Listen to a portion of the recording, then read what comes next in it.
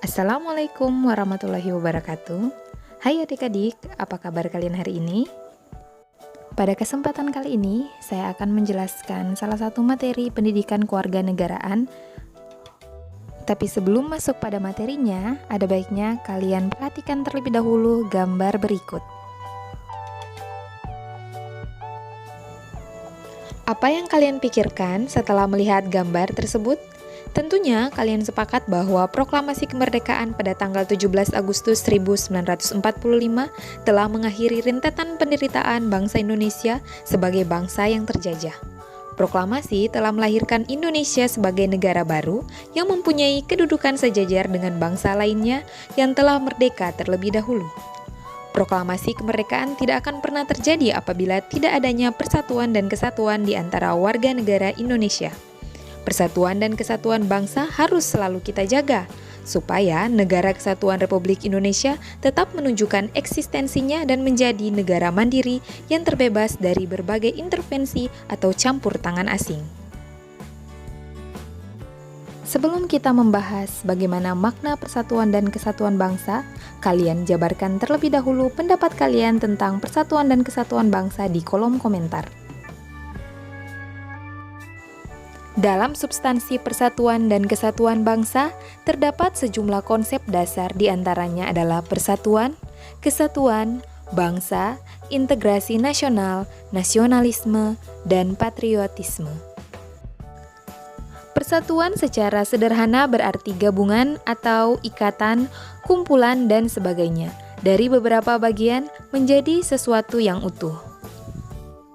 Persatuan bangsa mengandung pengertian persatuan bangsa Indonesia yang menghuni wilayah Nusantara dari Sabang sampai Merauke.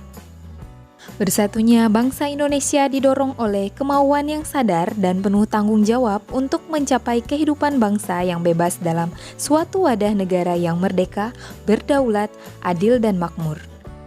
Jika bicara tentang kesatuan, maka konsep kesatuan yang kita anut meliputi aspek alamiah atau konsep kewilayahan dan aspek sosial atau politik, sosial, budaya, ekonomi, pertahanan, dan keamanan.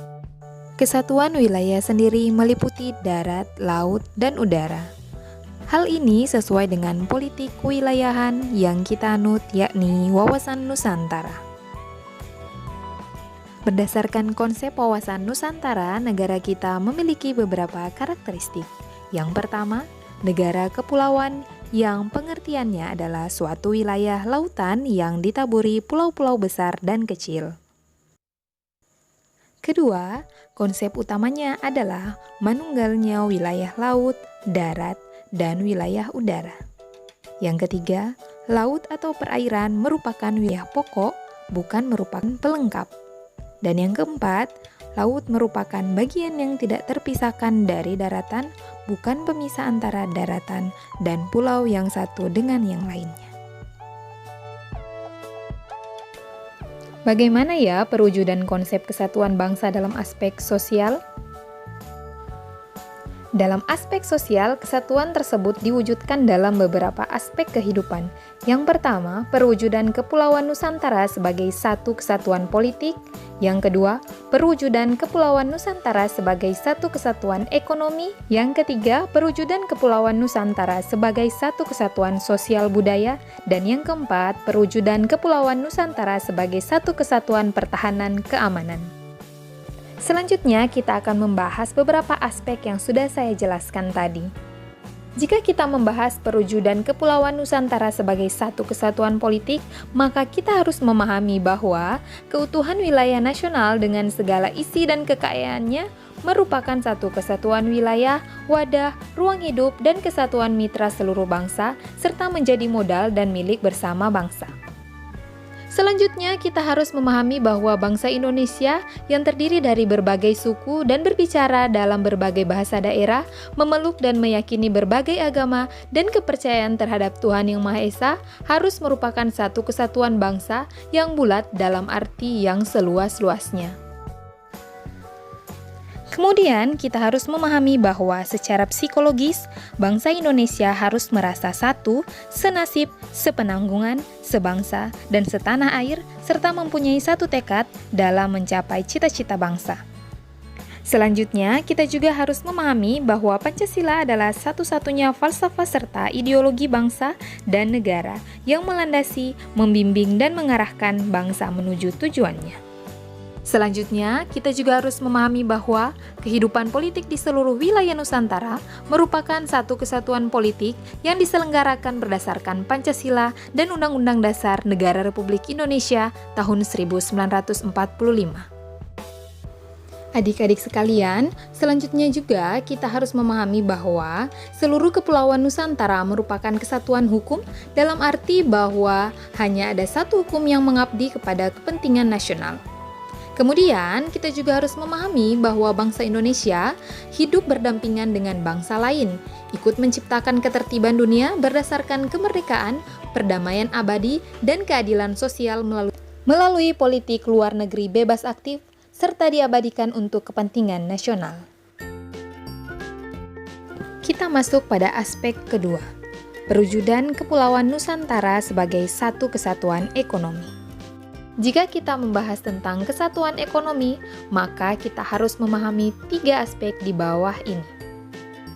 Yang pertama, kita harus memahami bahwa kekayaan wilayah Nusantara baik potensial maupun efektif adalah modal dan milik bersama bangsa. Keperluan hidup sehari-hari harus tersedia merata di seluruh wilayah tanah air. Yang kedua, kita harus memahami tingkat perkembangan ekonomi harus serasi dan seimbang di seluruh daerah, tanpa meninggalkan ciri khas yang dimiliki oleh setiap daerah dalam mengembangkan ekonominya. Yang terakhir, kita harus memahami bahwa kehidupan perekonomian di seluruh wilayah Nusantara merupakan satu kesatuan ekonomi yang diselenggarakan sebagai usaha bersama berdasar atas asas kekeluargaan dan ditujukan bagi kemakmuran rakyat. Kita masuk pada aspek ketiga, perwujudan Kepulauan Nusantara sebagai satu kesatuan sosial budaya. Pada aspek ketiga ini, kita akan membahas 2 hal yang harus dipahami dalam perwujudan Kepulauan Nusantara sebagai satu kesatuan sosial budaya. Yang pertama, kita harus memahami bahwa masyarakat Indonesia adalah satu. Perkehidupan bangsa harus merupakan kehidupan yang serasi dengan tingkat kemajuan masyarakat yang sama, merata, dan seimbang serta adanya keselarasan kehidupan yang sesuai dengan kemajuan bangsa. Bahwa budaya Indonesia pada hakikatnya adalah satu. Kedua, kita harus memahami corak ragam budaya yang ada menggambarkan kekayaan budaya yang menjadi moral dan landasan pengembangan budaya bangsa seluruhnya, yang hasilnya dapat dinikmati oleh seluruh bangsa Indonesia. Pada aspek yang terakhir, perwujudan Kepulauan Nusantara sebagai satu kesatuan pertahanan keamanan, kita harus memahami 2 hal. Yang pertama, kita harus memahami bahwa ancaman terhadap satu daerah adalah hakikatnya merupakan ancaman bagi seluruh bangsa dan negara. Dan yang kedua, kita harus memahami bahwa tiap-tiap warga negara mempunyai hak dan kewajiban yang sama di dalam pembelaan negara. Dari uraian penjelasan sebelumnya, semakin jelas tergambar bahwa negara kepulauan Indonesia dipersatukan bukan hanya dari aspek kewilayahannya saja, tetapi meliputi pula aspek ideologi, politik, ekonomi, sosial, budaya, pertahanan, dan keamanan. Bangsa Indonesia yang secara sadar ingin bersatu agar hidup kokoh sebagai bangsa yang berdaulat memiliki faktor-faktor integratif bangsa sebagai perekat persatuan, yaitu yang pertama Pancasila, yang kedua Undang-Undang Dasar Negara Republik Indonesia tahun 1945, yang ketiga Sang Saka Merah Putih, yang keempat Lagu Kebangsaan Indonesia Raya, yang kelima Bahasa Indonesia, dan yang keenam Sumpah Pemuda.